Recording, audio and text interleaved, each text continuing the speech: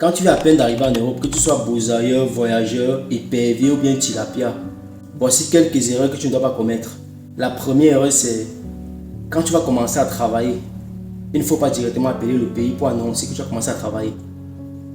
Donc, à peine tu commences à travailler, tu appelles déjà le pays pour dire que les choses se passent très bien et que tu as même commencé à travailler. Là, c'est un problème que tu es en train de créer.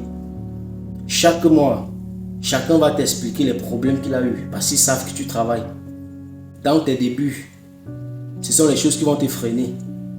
Parce que les 1500 euros que tu prends, tu as l'impression que tu es trop riche. Parce que tu es en train de convertir encore dans ta tête. Dans ta tête, ça fait 1 million de francs CFA.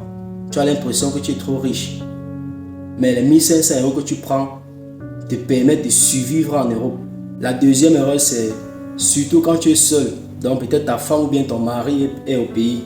Donc tu es encore seul ici là. La deuxième erreur, c'est de chercher à vivre seul. Quand tu viens à peine de commencer à travailler, c'est plus intéressant de chercher à vivre en colocation. Donc tu te prends une chambre dans un appartement peut-être de 2 ou 3 chambres. Là, tu sais que chaque fin de mois, tu aurais peut-être un maximum de 400 ou bien 450 euros à payer. Ton loyer plus les charges compris, l'eau, lumière, gaz. Pourtant, si tu te prends une maison seule, le loyer va tourner aux alentours de 500 à 600 euros. Puis il va falloir payer les charges, l'eau, lumière et tout ce qui va avec. Si tu es en famille, c'est normal. Mais si tu es seul, tu peux d'abord commencer avec la colocation. La troisième erreur que tu ne dois pas commettre, c'est quand tu dois à l'État, il faut faire tout pour régler tes factures. Peu importe ce que tu as eu à faire.